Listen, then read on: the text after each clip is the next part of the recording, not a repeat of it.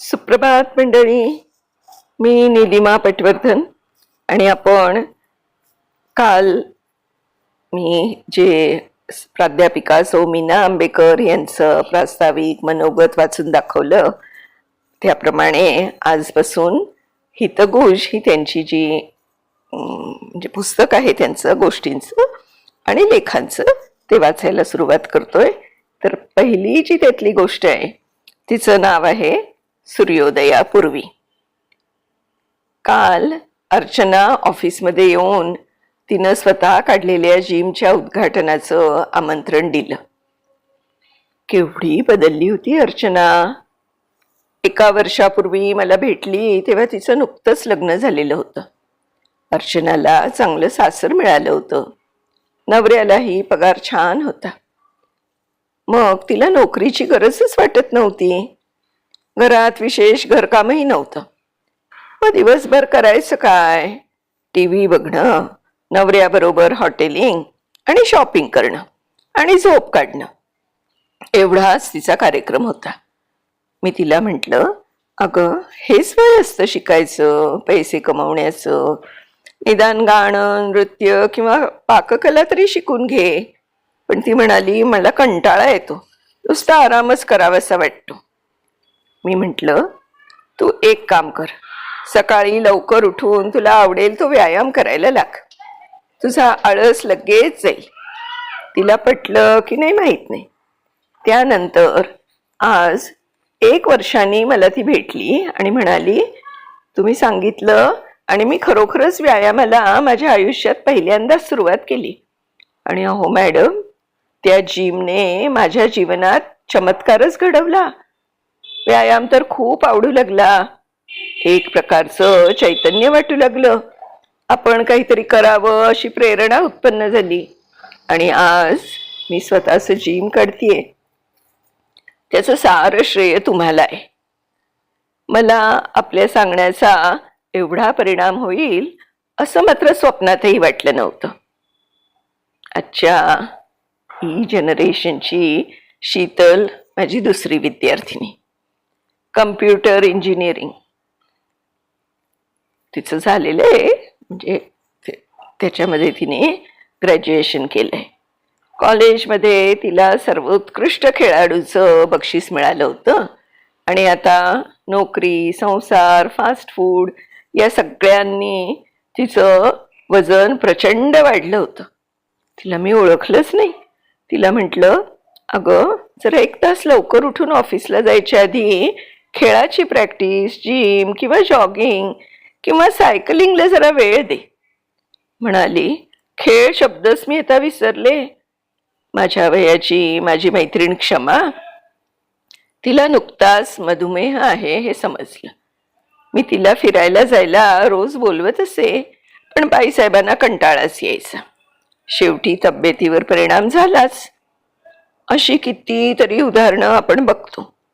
वेळ असून रोज व्यायाम करायला आवडत नाही. वेळ नाही, कंटाळा, मूड नाही, आवडत नाही, नको वाटतं. खरं म्हणजे हे सगळे मनाचे लाड आहेत. एखादी गोष्ट केली की आवडते. तिचं महत्त्व पटवून घ्यायला पाहिजे. आयुष्य हसतमुख आनंदानं जगायचंय. मग रोज नियमित व्यायामाला पर्यायच नाही.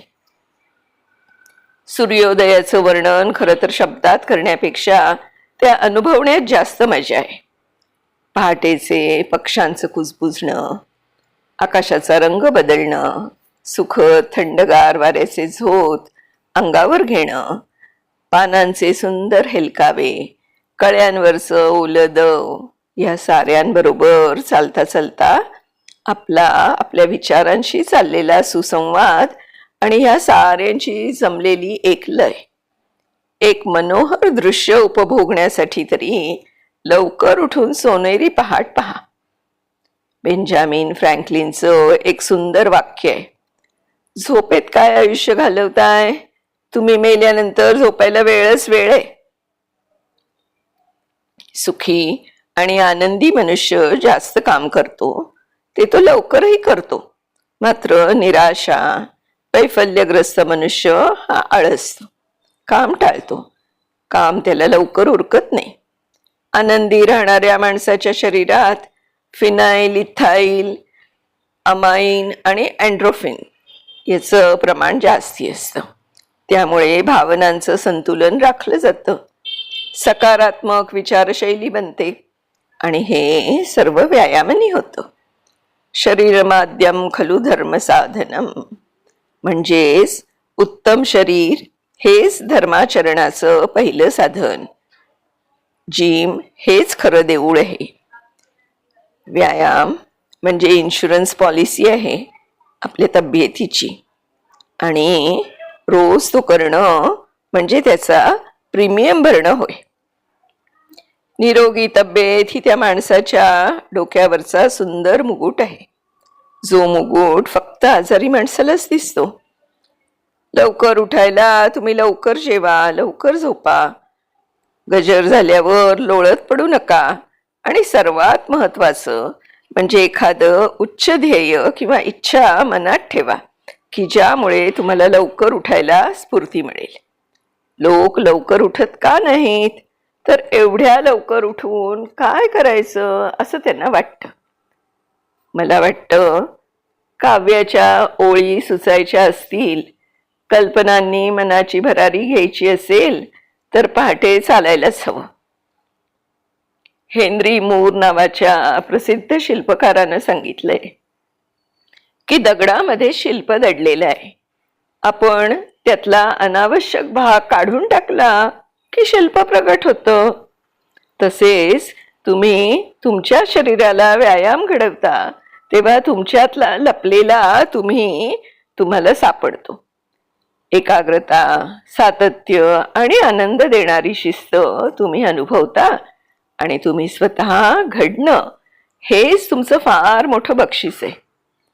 पट्टीचा धावपटू आणि डॉक्टर जॉर्ज रोहान यांनी लिहिलंय, मी माझी आवडती धावण्याची शर्यत खेळल्यानंतर मला कुठलीही गोष्ट नुसती डोळ्यांनी दिसत नाही, तर तिच्यातलं सौंदर्य मी बघतो.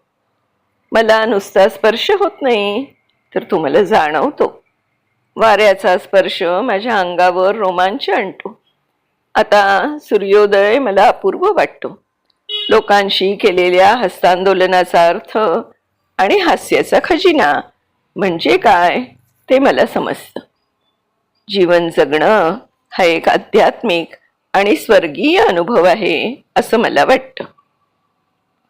तुमच्या मनातील सूर्योदय जर अनंत काळ तुम्हाला जपायचा असेल तर बाहेरचा सूर्योदय तुम्ही प्रथम अनुभवायला पाहिजे.